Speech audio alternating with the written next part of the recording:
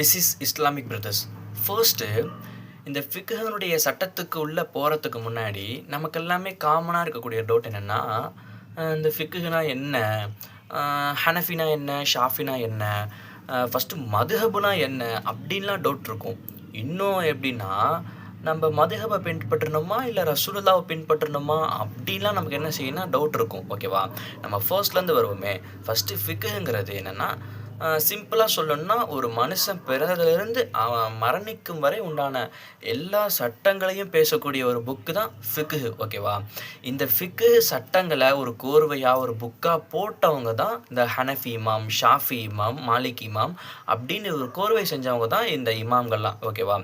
இன்னொரு டவுட் வரலாம், இதில் வந்து ஹதீஸ்லேயே இல்லையே, புகாரில் இல்லை, முஸ்லீமில் இல்லை அப்படின்னு சில பேர் கேட்பாங்க. ஓகேவா? ஃபஸ்ட்டு நம்ம என்ன புரியணும்னா, எப்படி புகாரி இமாம், முஸ்லீம் இமாம் வந்து ரசூலுல்லாஹ்வுடைய எல்லா ஒட்டுமொத்த வாழ்க்கை வரலாறு ஹதீஸ்களை கோர்வு செஞ்சு ஒரு புக்காக கொடுத்தாங்களோ, அதே மாதிரி நம்முடைய இமாம்கள் வந்து இந்த புகாரி இமாம், முஸ்லீம் இமாம் அவங்க ஜென்ரேஷனுக்கு ஒரு ஜென்ரேஷன் முன்னாடி வாழ்ந்தவங்க. அதாவது ஃபஸ்ட்டு இவங்க என்ன செஞ்சுட்டாங்கன்னா, ஃபிக்ஹு அப்படின்ற சட்டங்களை புக்கை என்ன செஞ்சுட்டாங்கன்னா கோர்வை செஞ்சு நமக்கு கொடுத்துட்டாங்க. ஓகேவா?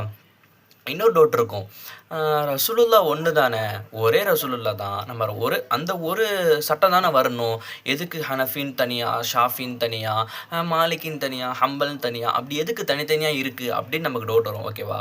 ஓகே, இது சிம்பிளாக ஒரு எக்ஸாம்பிள் சொல்லணுன்னா, எல்லா விஷயத்துக்குமே இப்படி தான். சிம்பிளாக ஒரே ஒரு எக்ஸாம்பிள் சொல்லணுன்னா, ரசூலுல்லாஹுடைய காலத்தில் ரசூல் என்ன சொல்லுவாங்கன்னா, நீங்கள் வந்து தொழுகையில் எப்படி என்னை நீங்கள் பார்க்குறீங்களோ அதே மாதிரி நீங்கள் தொழுதுக்கோங்க அப்படின்னு சொல்லிடுவாங்க. ஓகேவா?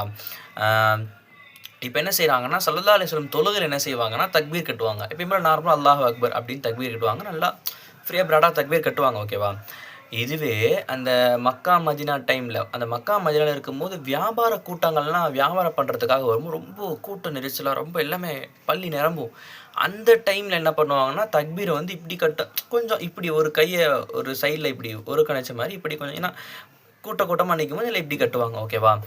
இன்னும் ஒன்று என்னென்னா, போர் டைமிங்கில் எப்படி கட்டுவாங்கன்னா, அல்லாஹ் அக்பர் நேராக விட்டுருவாங்க. ஏன்னா போரில் தக்பீர் கட்டிடுன்னு வைங்களேன், ஆப்போனன்ட் எனிமிக்கு தெரிஞ்சிடும், முஸ்லீம்கள் தொழுகிறாங்க, என்ன ஆனாலும் அவங்க தொழுகை முறிக்க மாட்டாங்க, அவங்கள இப்போ